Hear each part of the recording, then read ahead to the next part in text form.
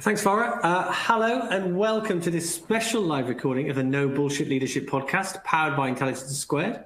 I'm Chris Hirst and my guest today is none other than the sporting legend Sir Clive Woodward. Clive, when I went onto your website, the homepage says, how do you want to be remembered? And I suspect you will be remembered as the World Cup winning head coach who led England's rugby team to World Cup glory in Australia in 2003, who amongst us can never forget. Not only was it the first time England won, but the first time any nation in the Northern Hemisphere won the Rugby World Cup, and still the only Northern Hemisphere nation. Am I right? I think so, yeah. You then became Team GB's Director of Sport in the London Olympics in 2012, delivering Team GB's most successful Olympic Games in modern times.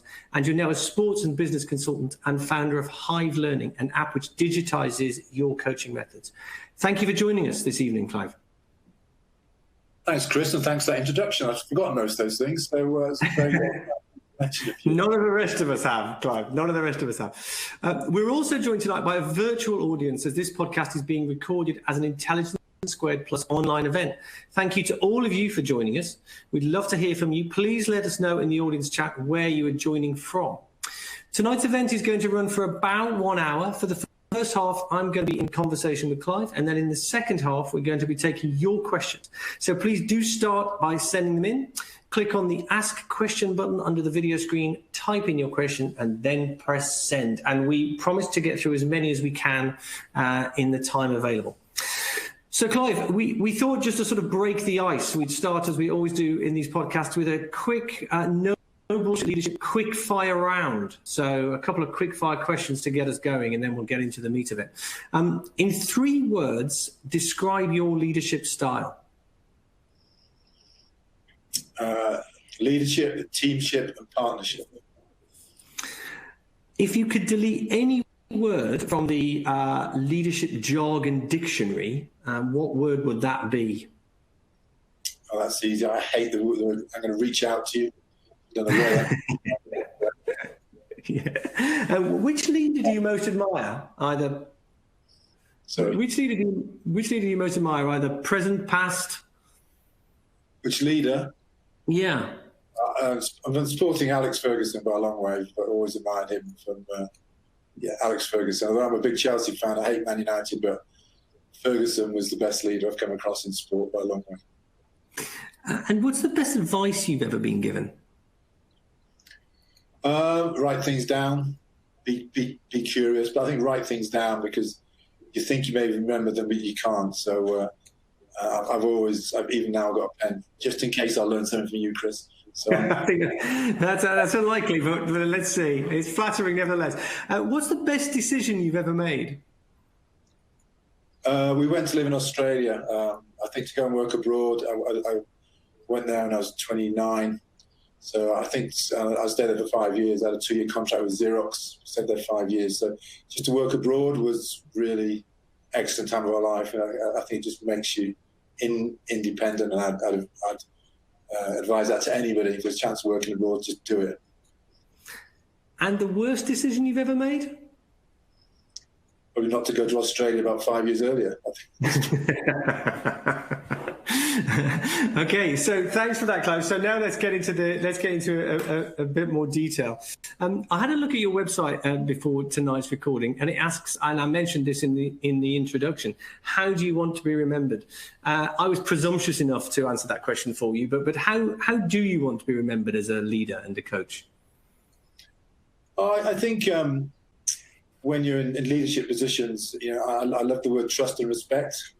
I've always, when people ask me about other leaders, about Alex Ferguson, you kind of trust and respect. And I think the key thing to stress, and what I'm absolutely clear about, you don't get those names associated with you just because you happen to be the leader or the head coach or the chief executive. You get them just by the quality of your actions. And, I always say to leaders, you are there to set the example. And, it's not rocket science. You've got to throw the kitchen sink at it. And certainly from a sporting point of view, I kind of still think as a player, you know the coaches who are really delivering at what they're doing. You know the coaches who are maybe taking a few shortcuts. So, if I hear players talk about me, my time with England or what I do now, they use words trust and respect. That kind of gives me a nice warm feeling. But you just do it by the quality of what you do. And I'm there to make every single person better at their job. And you've had some incredible highlights so far. What was the highlight for you? Whether it be a kind of a real sort of headline achievement, or maybe some specific moment within that. What's been the highlight? Well, I've been very lucky about it because the Rugby World Cup win was huge, because, you know, I didn't take the England job on to actually win the Rugby World Cup. I took that job on to try and make England the best team in the world, I mean the #1 ranked team in the world. So to get to #1 in the world was a huge achievement, and that's kind of excellence over a whole long period of time. But that one night in Sydney was just the absolutely icing on the cake. Everybody could see this was a very special team, and that was just amazing, you know. But we just had a fantastic team of people, and I'm still close to all of them, all my coaches, all my staff, all the players. You just did something that was so special, and, you know, and then, as you said, no one's ever done that before from our part of the world. So that would be the highlight. But I've always been pleased. So I moved on from rugby pretty quick. I kind of had a bit of fallout for one or two people at Twickenham after the World Cup and left. And I had a year of professional football. I love football. I had a year of professional football, which I love. I'm a fully qualified football coach. So even getting that qualification, I was hugely proud of. Then the Olympic Games, wasn't just London. I was in charge of the sporting side of the team in Beijing in 2008, Vancouver, the Winter Olympics, up to London 2012. So huge highlights all through that. But what I've been kind of most proud of, looking, and I'm not finished yet by a long way. No, we'll come to that. Is actually just, you know, moving on and not sort of, you know, it's great talking about World Cups and all that sort of stuff. Oh yeah, I move on pretty quickly and find new challenges, new things to do, and you know, still love rugby. I enjoy watching the game, but I've never kind of regretted moving on from the game of rugby. Did you? I mean, the World Cup in particular, obviously, is such an iconic final. Not just the winning, but the way it was won. Are you the sort of person that manages to find time to enjoy the moment? I think Johnny Wilkinson sort of famously said, didn't he, that he sort of enjoyed it for about 2 seconds and then just felt a sense of relief. Or were you able to just really, at the time, reflect on what you'd achieved and sit back and enjoy it? You probably reflect on it more so now, really, just talking to you look back at a lot of warm feelings at the time, and the word used there was relief. To me, it was just a massive relief when that final whistle went. You know, it was just, thank goodness for that. The scary thing was, Chris, you know, we were #1 ranked team in the world. We were favourites to win that game. If we'd not won that game, I wouldn't be talking to you now all these years later. So it's true, your whole life changed at the time. And also, you just know there's no second chance. That was never going to happen again. There was no next week or try again. That was it. And if we'd not won that game, I haven't a clue how I would have turned out. I don't think probably very well. And I don't think any of us would have, because we knew it was a chance of a lifetime. And that was pressure, but the pressure was great. You wouldn't stop me for anything. I loved the pressure of it, where everything's at stake. And, you know, to actually win it in such sort of dramatic fashion was amazing. So you just feel very lucky that you can't take that away from people. You kind of got it, but you can't be sitting talking about it the rest of your life. You've got to move on, find new challenges, which I'm really pleased I've been able to do. I remember, and I'm not trying to compare the two, but I remember when I first found myself in a leadership position, as in right at the top of a business, and I don't think I felt this at the time, but looking back, I don't really think I had a very clear philosophy at the time as to what I knew what I wanted to achieve, but I don't think I had a very clear leadership philosophy of my own. I mean, when you first became the head coach, did you have a clear plan for how you were going to go about it, or did your thinking evolve as you went through? Do you want the truth, or do you want... Yeah, we definitely want the truth. I didn't have a clue what I was doing. You know, I can look back now, I can say all these wonderful things. But when I say I didn't have a clue, of course I did. But when I got the England rugby job, I think the key thing everyone should understand, I had kind of 2 careers in business before that. Game was out. So I worked for Xerox, ranked Xerox for 8 years, including 5 in Australia. So, you know, and I was a graduate trainee, and I was a sales director in Sydney. So I had a big corporate background. But probably most importantly, when we came back from Australia, I set up my own small leasing and finance company based on the skills I learned with Xerox Finance. We're a small brokerage. So when I say small, it's about 10 people. They was around for 8 years. So I had a big corporate background in terms of Xerox, graduate training and all that sort of stuff. But probably the most important thing was running your own company, where you got 10 people in the room, And when you think about it, there's no difference. Running a rugby team is a small business, and I really look back at that time running my own small finance company. That was the key skills I learned in terms of taking over the rugby team. I couldn't write it down or anything, but you just throw the kitchen sink at it. You're just working it every hour hour's gone. You realise you got to really listen to your people. You got to make them engage with it. But we're small. We had no HR. We had 10 people sat in a room, and we took on some big guys and some of these big deals. It was a lot of fun. I learned so much in that. Learned more in that 8 years than anything else. And so when you take the rugby team, there's no difference. I think when I think about rugby and sport, rugby and business, you're delivering results through people. That's what leadership's about. You're not delivering it through yourself. You're delivering results through people.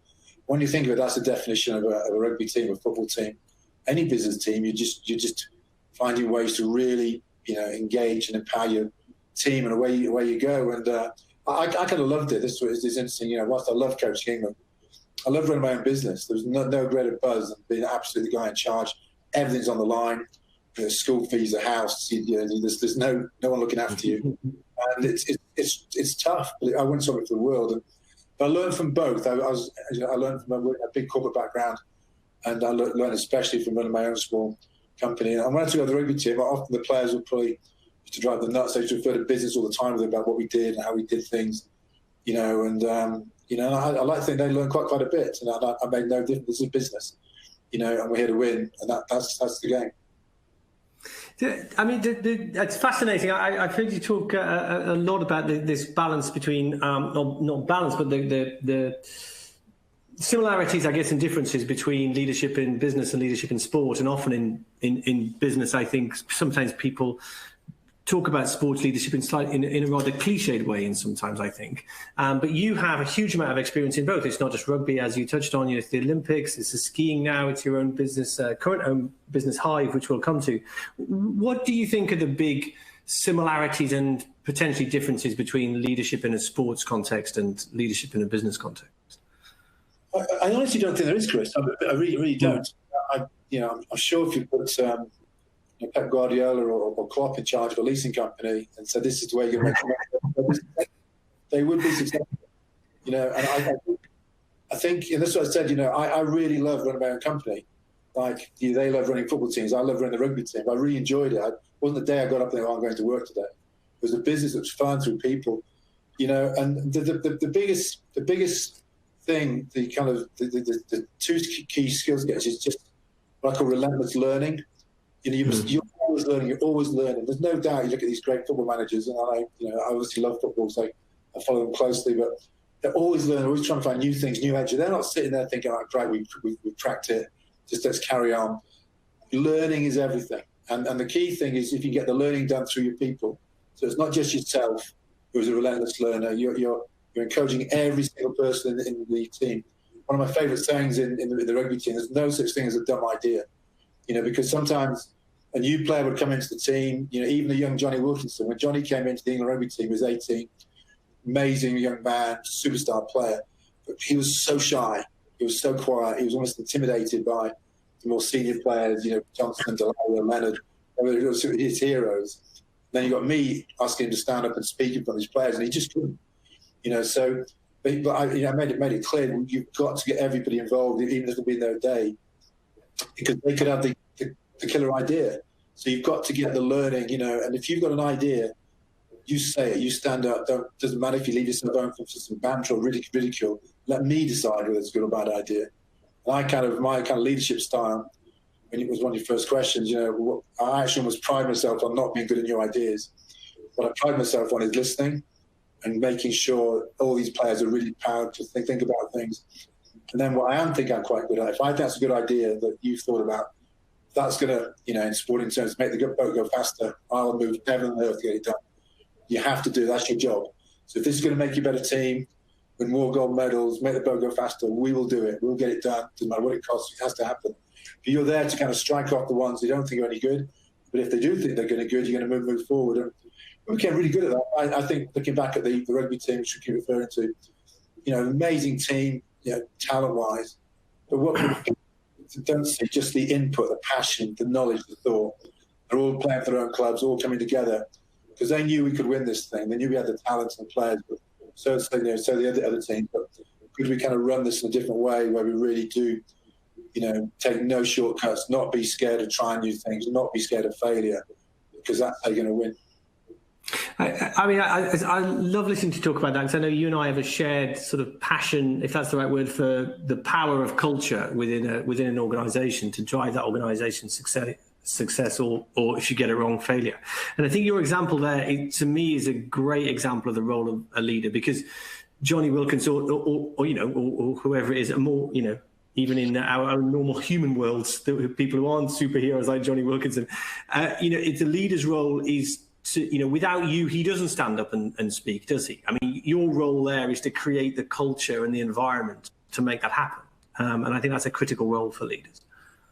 I think what I love these sayings, and none of them are mine, by the way. I don't know where I get them from, but I always put my name by them if they're any good, but they're certainly not mine. The sign of a great leader. When I'm thinking about this, one of my favourite sayings, and I said this to players, great teams made of great individuals. And I repeat it. Great teams made of great individuals. What I find when you're talking to people, because they think there's some magic formula, they think there's some magic teamwork going on, which I don't quite agree. I think if there is a secret to great teams, if you as a leader, my job with the rugby team is to make every individual player better. So I'm going to make Martin Johnson, Johnny Wilkinson, Lawrence Delalio, my job is to make them better at what they do. And if you get every individual, think of your business people, your sales people, your marketing people, your forklift truck driver, if you invest in them and you're going to try and make that individual better, they will give it back to you in bucket loads. And I really do mean it. And they'll know whether you're bullshitting or not. So is this guy delivering? Is he making you a better player? And then if you, in a sports team or a business team, you look around the room and suddenly you see all these amazing individuals who are superstar players. Team stuff, Chris, becomes quite easy to do. Because you've got this incredible talent, but you're investing in them all the time. I don't think many businesses quite get that. They think there's this magic formula to creating teamwork, and I think you can never invest ever in training, making people better at what they do, because you will get it back in bucket loads. That's how I always worked, and hence a rugby team is quite interesting because it's so different than even a football team, because there's so many different positions and different sizes. You've got big guys, fast guys, tall guys, everyone is very specific. So I want to make every single player as best they possibly can, and that's a huge challenge because that keeps you awake at night. But when I run my business from, the secretary to the market, I'm trying to, what have I got to do to make you better at your job?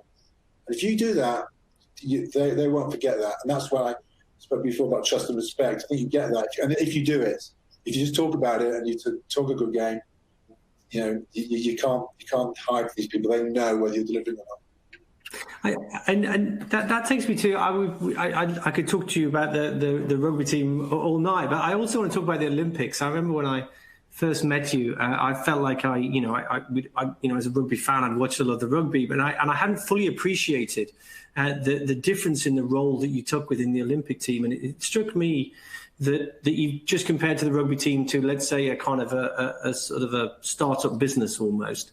The Olympic, if that to extend that analogy, the Olympic team was like running a kind of huge corporation, I suppose, in terms of scale. What were the differences in terms of the leadership style you had to pursue, I suppose, as director of sport at the Olympics? Yeah, it was a very different job, Chris. I mean, in the rugby team, I'm the head coach. I'm Pep Guardiola. I'm in the changing room. I'm in charge of my team. The Olympic team, I was kind of overseeing the 26 sports. So my job was to make sure these 26 sports really operated together. And there were 26 totally different businesses, from British Cycling to Dave Brailsford, some amazing teams. And then, but the whole range of sports in terms of different cultures, different personality, different fundings, British boxing, taekwondo, hockey. So you've got 26 totally different businesses.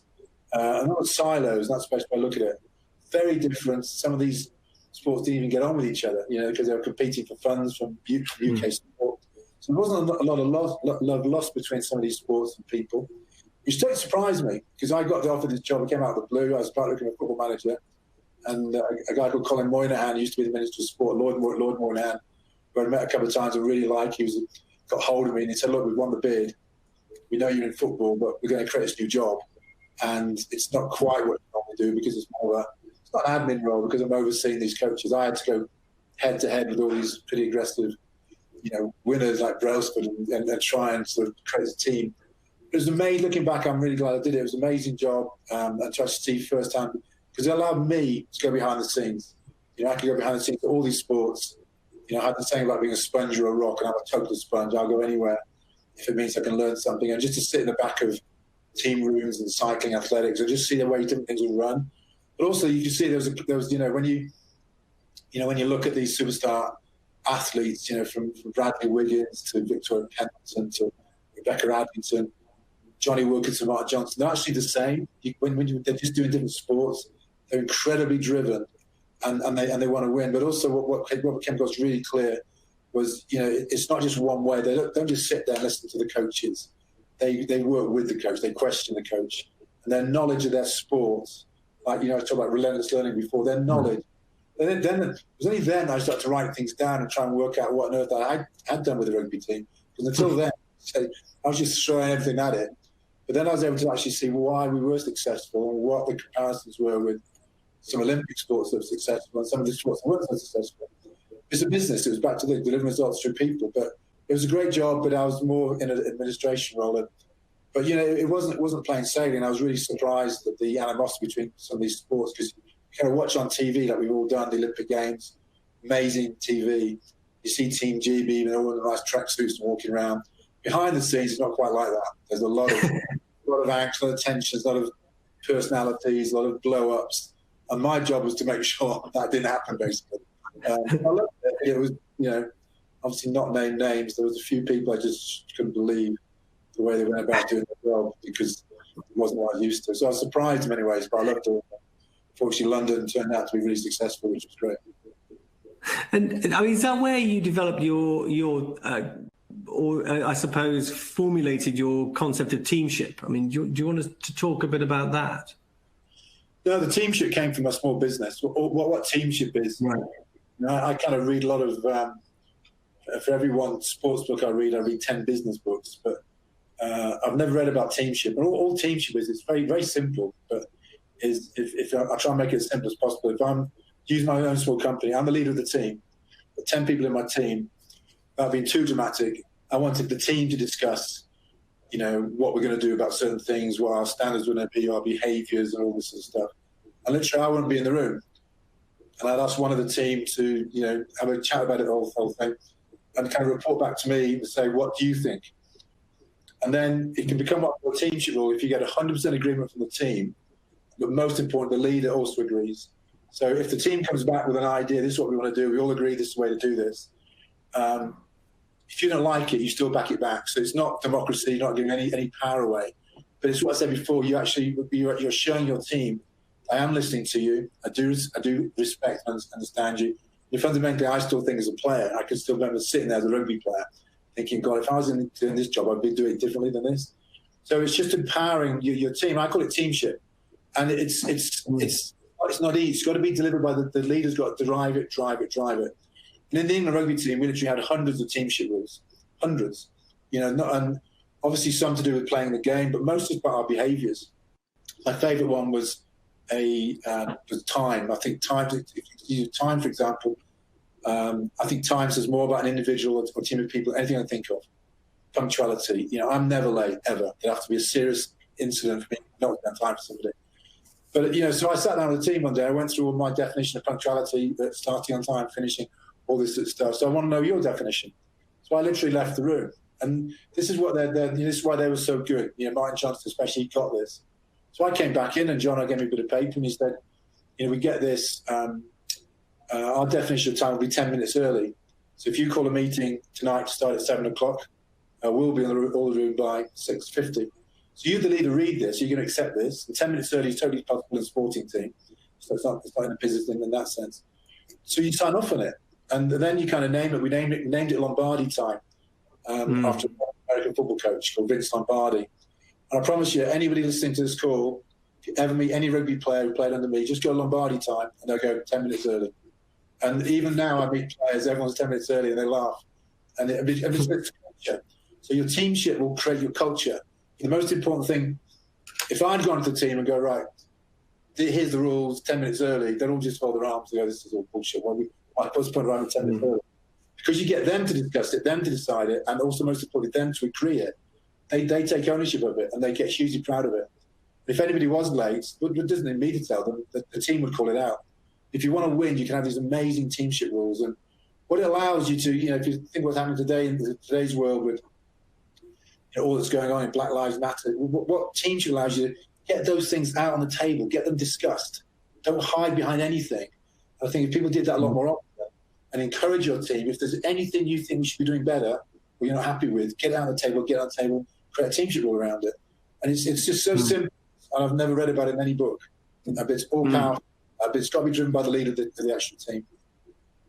So the leader almost instigates that way of work, not working almost, but that culture, I suppose. But as I understand it, the team almost, I'm trying to avoid using the word police because that's too hard, but the team self-enforces those rules, right? I mean, it's not for you to sort of say, hang on, I'm going to tell you off. It's that they hold themselves to those rules that they themselves have set. What happens is we're trying to be the best team in the world. And literally, no one's ever late. No one was ever late. It didn't need policing. And this isn't a contract. It's a firm shake of hands between this is how we operate. I've agreed to do this. That's how we're going to work. But most important, being over the team. So, obviously somebody can arrive late. Things can happen. But if somebody then knowingly arrives late, you've got a major problem. It never happened to me because people we had hundreds of them. Just behaviour, language, the way we dressed in restaurants, all sorts of stuff. But when you've really cracked it, is yes, I can put an idea out. When you've really cracked it, when your team comes to you, so let's discuss this. Can we discuss this? Can we discuss this? And then you go on from, it never stops. You're always adding something, you're always tweaking them, you're always building on them. But that England rugby team that won, the way they operated off the field of play was just the best I've ever seen in any business or any sport. And then you can move it on to the field of play, where you start to discuss, what are we going to do from here, and here, because you're always brains. And I'm just saying we need to use these brains. These just because they play doesn't mean they're not clever. They're incredibly bright and they understand the game they want to win. So it's just called Teamship. And, I wouldn't know any other way of working with any team of people. I couldn't. I just know how to do it. If I'm running, golf club, amateur committee, that's how I do it. Same thing. You need to have a clear ways of working that we're all happy with. But if it's 9 out of 10 people say, yes, we'll do it this way, and one says, no, it cannot become a teamship rule, because that person might be right. That could be the killer idea. It's not just a majority of rules. You've got to have every single person, that's what we're going to do. And there'll come a stage where you as the leader go, okay, we're just going to get on with this now. Even if I'm not quite there, we'll try it for a couple of months until we get on with this, because you can change it. And it's all powerful. But it's certainly my style of leadership. So Teamship is a style of leadership. It's not a one-off project. So it's a style of leadership where you really are engaging with your team and listening and taking what they're saying very, very importantly.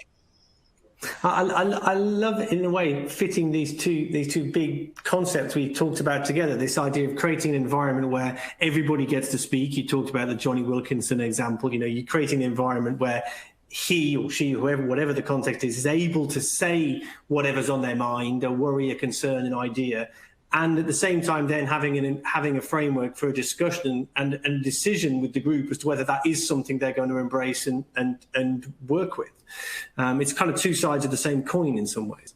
To be very clear, in the team room, we had some humdingers. Just because you win a World Cup, everyone seems to think it's something that's wonderful.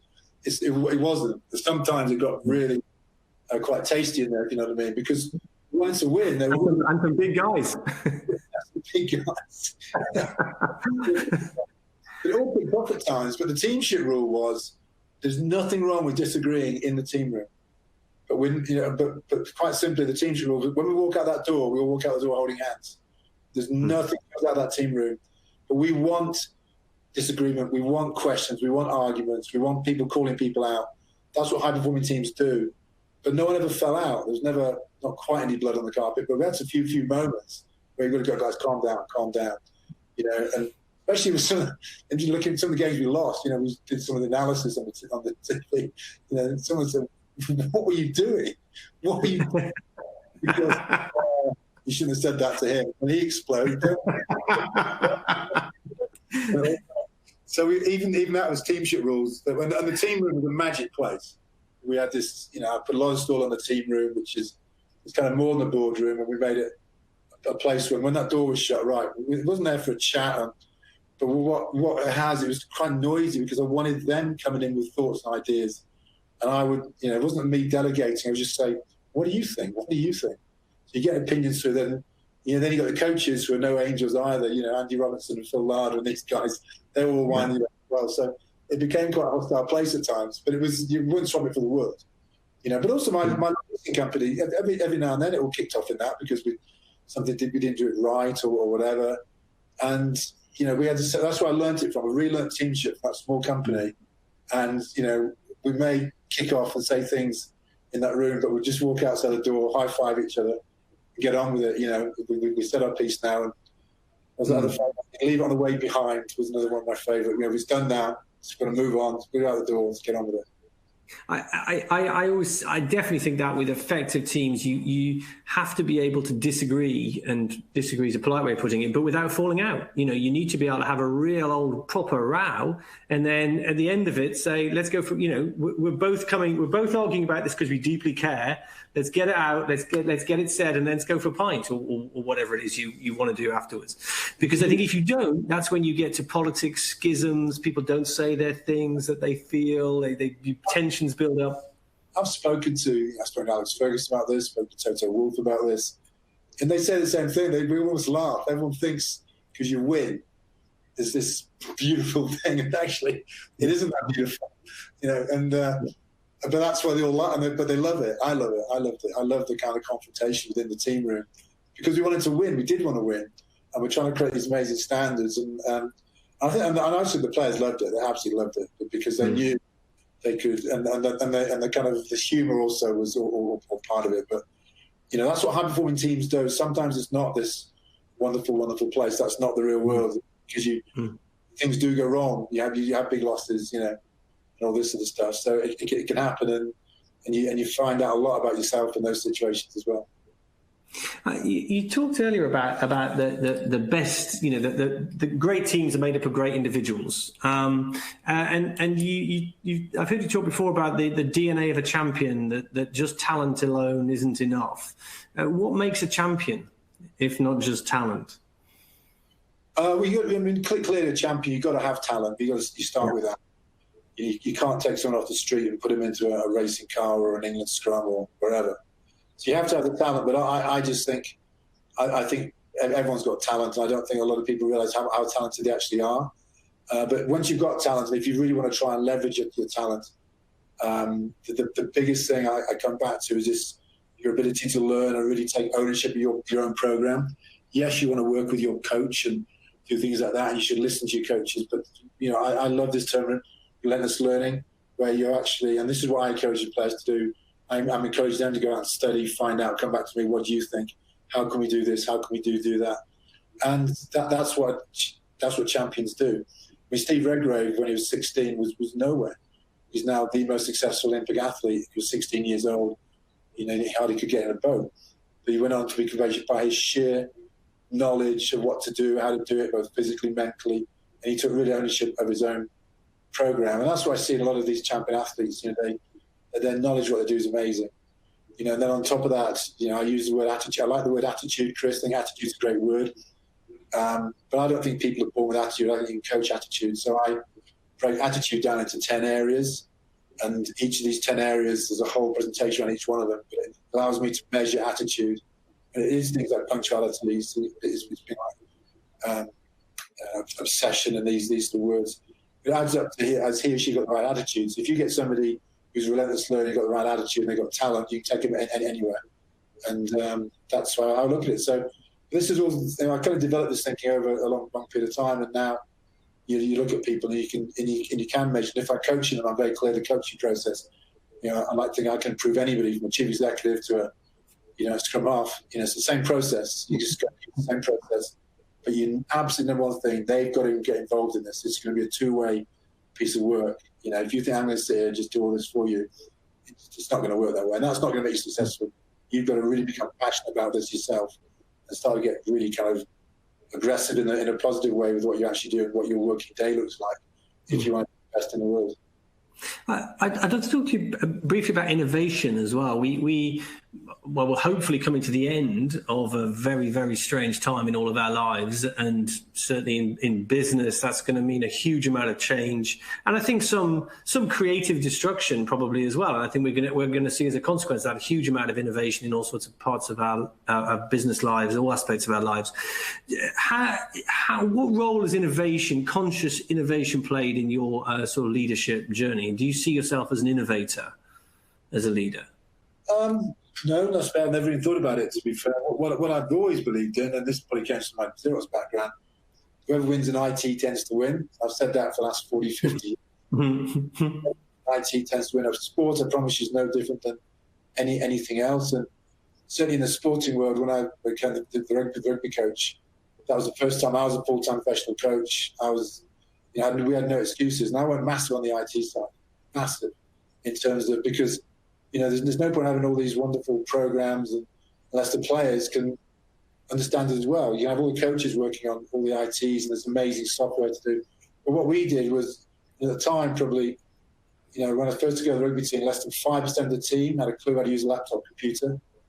And the players from Leicester, my club, couldn't spell laptop computer. So this was going to be quite challenging. Some of the players go, "What are you doing?"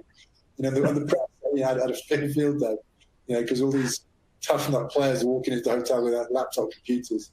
And that's the season headlines now. There's one guy, what on earth is he doing? What has a laptop computer got to do with playing rugby? Why is he not getting all raw meat? Was his headline. It was just hilarious. And I came out at the time, some of the players, because they couldn't use this stuff. But quite simply, when we explained to them why we're doing this, and also, they were quite interested in the technology side of things, and we brought the very best trainers in. But when we showed them some of the software programs available, the key was getting them to use the software to analyse their own performance, whether it's on the field of play or off the field of play. And that at the time was just completely groundbreaking. People thought I was starting bonkers. But there were one or two casualties. This wasn't a kind of a nice to do thing. This was the line in the sand. Unless you're going to take technology seriously, and just think today, so many people. So also, when I work with some senior executives, it's amazing, that they kind of usually want to show me some sort of software or data to start with, and I always kind of look half interested for the first few minutes, but I'm always going to ask the first question: Who uses this? Who uses this? And 9 times out of 10 it becomes a badge of honour that it's not my job anymore. I'm too senior to do all this. We've got these bright young things from Oxford and Cambridge down here. Massive mistake. You've already gone away from the technology world. The whole thing of technology is using your experience to make sure you make the right decisions based on what you're actually seeing. So, if that's what you call innovation, it wasn't, to me, it was just common sense. I wasn't kind of thinking I'm going to be innovating, but we weren't scared of trying new things. But technology's absolutely key. It's key today. Everything we're doing, even around coronavirus, it all comes back to technology and who can move quickest and who can actually adapt quickly to what's going on. But I guess my Xerox background, my business background, I had no fear of technology, because that was my job. I was there to sell technology from a very young age. But one of your businesses now is a technology business, isn't it? With Hive as your kind of coaching tool. Would you talk a little bit about that and tell us what the ambition of that is? It's just used to relentless learning. Basically, what we did was it just digitised what I did longhand as a rugby coach. Because when we first started, I use this process when I break down the game and we capture knowledge and information. But when we first started, I was capturing all this information just longhand, boxes and boxes and stuff. So it became really clear to me that there was the opportunity. So you just start to capture information, and this is how I coach people. If I'm going to work with you, Chris, I want you to almost imagine we're going to write a book about what you do. So the first thing, what are your chapters? How would you break down what you actually do? Then once you've got your chapters, we're going to start to capture knowledge and information. I mean, really capture it. So this is where this thing comes in hand. So you're capturing all this stuff. You start to really study it, and this is what I call discover. Then you start to capture this information about the stuff in one of the chapters. Then I use the word. So it's actually called 3D learning. So the first is discover. So you're getting all the information about this, and you never stop learning. You're always discovering. The second D in 3D learning is what I call distill. So I have all this knowledge. You can try and distill it down to just a few key points. So I have all this amazing stuff. If we do these 6 things really well, the boat will go faster, whatever we say it. And the third D in 3D learning is what I call do. So once you know your key points, you're distilling down the key points. How do we practice this? How do we do this? And everything else. So your coaching will be creating your chapters, capturing knowledge and information, and then discover, distill, do. And it can all be done on this thing now, so it's with you all the time. To show other people. And we're just trying to find out. It's all about knowledge. And so this is what the whole Hive Learning is about. It's about capturing knowledge in information, but also we provide content on other subjects. So we've got a great program now on diversity and inclusion. The content there is absolutely brilliant, put in place to amazing people. A brilliant lady called Fiona Young. So it's the same thing. It's all on there, but you just download it in chunks and you learn. So it's capturing your own learnings and being able to both share those with others and as you said, you're a sponge and enable you to more easily learn from others. Is that a reasonable summary? Show other people. I would show you. I'd show anyone I kind of like. So this is what I'm doing. What do you think? And I think what people do. But also we've got our own content. We've got their own content on subjects like diversity, inclusion. That because it's obviously the kind of hot topic at the moment. Has been for a long time. On it. Sharing, put forward ideas on the Hive Learning platform. So I'm hugely proud of it. We started in 2012 after the Olympics, and we work with some pretty amazing customers now. But the number one thing it's just relentless learning. It's capturing your own knowledge on an ongoing basis, but also capturing people's knowledge, such as D&I stuff that we choose. So I've got a couple of questions there. So I'm just going to remind the audience that they are able to ask questions. So send your questions in, and we'll get to those in just a couple of minutes. I've got two of my own to finish with. How important has failure been in your journey, Clive? I mean, it's an occupational hazard, I guess, as a sports coach. Well, I don't know anybody who's been successful hasn't failed. I mean, failings is part of life. I mean, I think I'm probably the few coaches ever talked about failure before we failed. We used to have meetings in the team room about, if we lose this game, what are we going to do? There's no point losing a game of rugby and then Saturday afternoon, 5 o'clock in the changing room, how are we going to handle this? What are we going to do?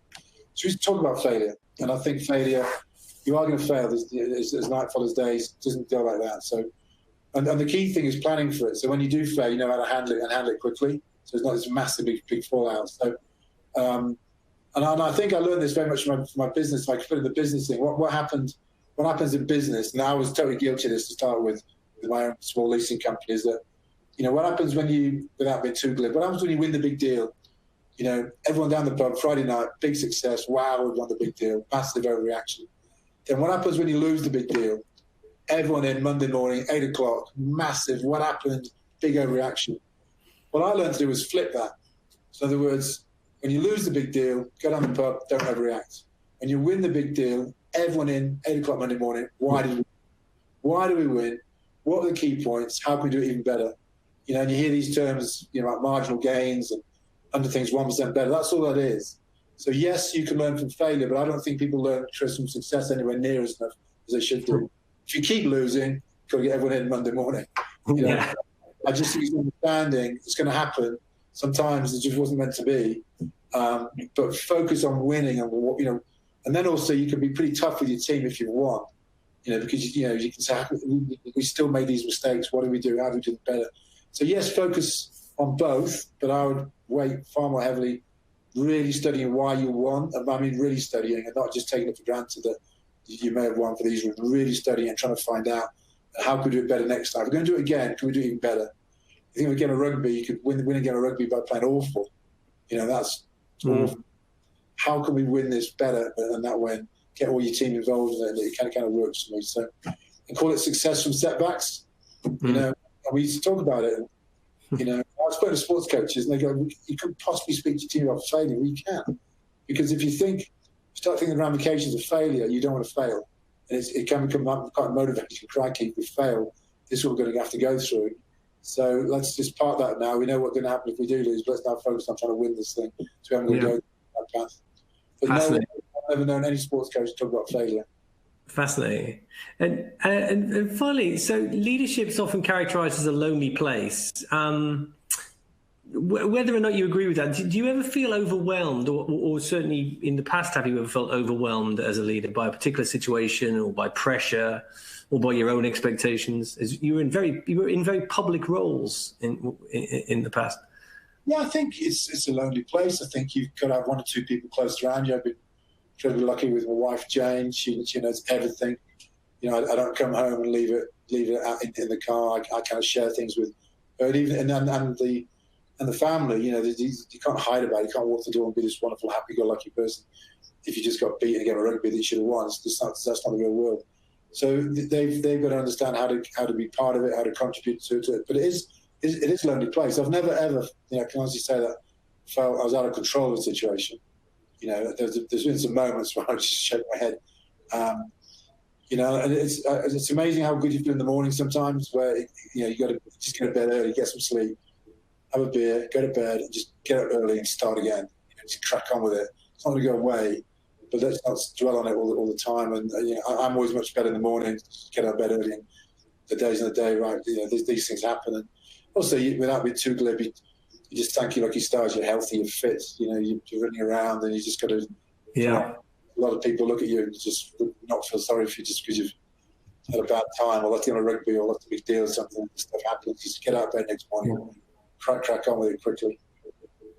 So, Clive, I've enjoyed this. I really have, and I could keep going forever. I'm sure you probably couldn't. You've got other things to do, but we've got 15 minutes and we've got lots of questions. So I'm gonna try and pick a couple, and we'll try and get through as many as we can. There's first of all a question about culture. I'm just going to scroll to it. Essentially, I'm going to paraphrase. You talked a lot about culture in the rugby team. Were there some players who you considered to be great players, but who you essentially cut from the team because they didn't buy into that culture? There was one or two early on. I never named them for obvious reasons. No, I wasn't expecting you to do that. But I think culture is great, and there's one or two. Didn't want to learn computers. You could just see behind your back they're taking the mick and all this sort of stuff. So, at some stage they've got to go. The same in business. I think you said earlier, talent alone is not enough. It could be the most talented person. If I'm going to sit down with that person, I'm going to throw everything at you to make you a better player, and I'm not going to get a response back. We might as well just shake hands now. And if you don't get that. Fortunately, most of the players understood it. They kind of got it. One or two of them maybe didn't, but they were, to be really honest, they weren't the superstar players. The superstar players got what I was trying to do here, and they really did buy into it. Headed up by the guys you all know, because I don't think anyone ever spoken to them like I've spoken to them before. Because I get that. What I learned from my business background, I was just saying, I think we can win. I think we can win at the very highest level, but I need every individual to make some real commitments here. You've got to become the best player in the world, and I'm going to do everything possible to do that. So the players who didn't have the talent, they're the probably ones who kind of had a bit of a fallout with. So yes, I made some changes. Wasn't too dramatic really, but you kind of move on. Do you think social media has changed the nature of leadership in sport? Players have got huge audiences on Twitter and Instagram, and some players have got in trouble for what they've said online. And there's a sort of a corollary to this question, which is, therefore, are you glad you're not coaching now as a result? Oh, no, so, social media, I think I'm right. The first tweet was sent about 2006 or 2007. It wasn't that long ago. Yeah. So, you think the Rugby World Cup final 2003, I never, as a rugby coach, had to really worry too much about social media. But players had newspaper columns, they wrote books. The Olympics, for example, I remember hearing you talk about the challenges of the Olympics. Yeah, but by the time the Olympics came around in 2012, social media was right up there. So it's like all things. I actually like social media. I'm not scared of social media. I just think, again, you need some strong teamship rules. Okay, we need some real strong teamship rules on social media. And I want you guys to really think about this. We're trying to be the best team in the world, win Olympic gold medals, whatever you're trying to do. We're not going to remember because we're good at social media. We're causing havoc on social media. So we need to, and with the Olympic team, I think we had about 10 teamship rules around social media. But none of them were saying, we could have just banned it and tried to, that would just create a war. We just try to do the opposite, to really engage with it. Because it's a good thing. It's actually a good tool if it's used correctly. But you know, players, athletes don't know you are pressing one button, your career is ruined. It's serious stuff. This, so you've got to take it seriously. You've got to have your teamship rules. You've got to get a buy-in. And again, at the Olympic Games in 2012, I was so proud. There wasn't a single social media message from any athlete that anyone took offence about, because we'd done all this work with them about how to handle it, what to do. But they all used it. And what I'd say to, you know, if you think about it, if you're used to using social media and then Olympic Games come up, you stop it. That's not the right behaviour. You want to do, you know, when you go to Rugby Games, Olympic Games, your behaviour is the way you live your life, got to be the same. So if you suddenly take this away or ban it, you just create this problem. So it's just a case of understanding it, using it correctly. It certainly doesn't scare me in terms of that's not the reason I'm not coaching at all. I've got to try. I don't use it that much because I find myself reading it too much. What I have found, you know, I've really tried to take it off my phone almost. If there's something I think I need to share with people, and people might find interesting, I'll go and put it on my Twitter account. But also, I don't go on it. So I just found myself spending far too much time looking at my phone. And life's too short to spend all your life looking at your phone, reading other people's messages. A question about a person you cited right at the start, Alex Ferguson. How much should leaders use anger? Alex Ferguson could famously be furious. Jose Mourinho seems frequently unhappy. Shouldn't leaders be optimistic and caring? The answer is yeah. I mean, Alex Ferguson, for 95% of his time, caring and all that sort of stuff. But every now and then, you have to. I did it once, leading a rugby team, where I absolutely lost it in the changing room, lost it completely, you know. And but it kind of worked because they'd never seen me like that before. Because I needed to shock them, massively shock them, and not go through what we normally would do, which was kind of this very professional half-time routine and do all this sort of stuff. It was the classic teacup hair dry moment. And you can't do it all the time, or they get fed up with it, they just laugh at you. But if when it's needed, you have to be emotional every now and then. But it's just get the balance right. And I didn't ever plan to do it. But just every now and then you've got to do it as a coach. And there's been some famous moments with Ferguson. I think he cut Beckham's lip once and chucked a boot or something, which when you're in our position, you just sort of smile and says, I can relate to that. He was just so mad. And he didn't mean to throw it at him, but he just threw it at him. But he told me about that, and he obviously didn't aim it at it, it was just an accident, but he did chuck something. But yeah, I think that's good. And same with business. Every now and then, you've got to become across that you're not happy with things. But you've just got to, in business, be a little bit more clear in your thinking so you don't actually say something that you may really, really regret in terms of upsetting somebody. Well, is there anything? Is there anything that you look back on either at the Olympics or at the rugby team and think I would do that differently now if I was in that position again? Like big decisions you faced that you would have changed. I don't know, because you've kind of it's done. You can't change it. You've got to move on. So I would have already learnt if I'd made a bad decision or done something I regret. Sat down on the Monday, done what I just explained to you, you know, what happened. Don't do it again. But it's all part of it. As long as you come out the other end one day kind of smiling, part of it, and you can really get a bit stressed and start to think, well, should I have done that? Should I have done that? I mean, you know, at the time you're doing it with the best wills. Yeah, you look back and maybe odd selections would have done it, definitely maybe, but big deal. You got to move on. You know, you can't change it. So no, not much, Chris, to be honest.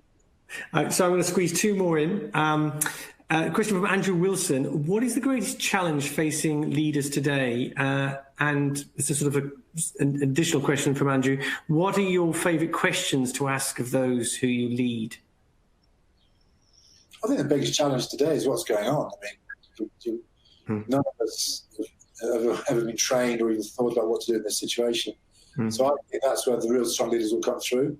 You know, we'll look back at this moment in time, and hopefully some organisations, some companies, some teams will come through really, really strong. Others will fail. And it's this case of hopefully you'll have had some sort of planning for it going forward. You couldn't have planned for the corona, but maybe disaster could have happened. So it's just a case of the planning, learning, trying to predict these things. and actually getting ready for it. And so I forgot the second part of that question then. What was the second part of the question was, what are your favourite questions to ask of those who you lead? Yeah, I just ask them in terms of their learning. Just show me what you've learned today. Show me what you're doing. Can they show me anything? Show me their history. And if they can't, we've got to start quickly, because if it's all just stuck in your head, the chance that will be stuck in your head and you'll keep forgetting it. So I just want to know, what they do on a regular basis to capture their own learnings, capture their expertise, and how can I help improve that? Because I think we can do it better if we work through that 3D learning process and get it, and the people understanding that. And it's almost like I want to capture your IP. I want to make it better. I want to capture it, study it. How can we make you better at what you actually do? So that's my favorite question in a roundabout way. And the final question from Francis Cody. You've talked a lot about this during the past hour, so I think I can guess the answer. But do we need to employ more people in corporations who've run their own small businesses? Absolutely. I wouldn't say corporations. I would say governments. I would say people are used to making decisions, haven't had a big corporation behind them. They really put it on the line, because they're the people I really admire. The small business mindset. Because it's tough being a small. It's not small in terms of small. It's just the sheer numbers. And I think some of the the best business leaders I know have all started off running their own companies. They've learned good lessons, bad lessons. They've learned how to win. They learn how to fail, which is really important. But they're there to make decisions. And I think sometimes top people in companies, they've got there without ever having to really make a decision, because they've always had the backing of a big corporation behind them. Same in government. What have they really done?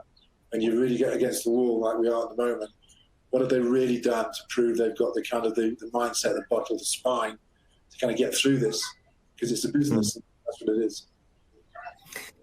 So, and thank you very much, Clive, for your time, for being with us, and for the absolutely fascinating chat. I've learned loads. I'm convinced and sure the audience have as well. Thank you to the audience for joining us, and to Intelligence Squared for putting this evening's conversation together.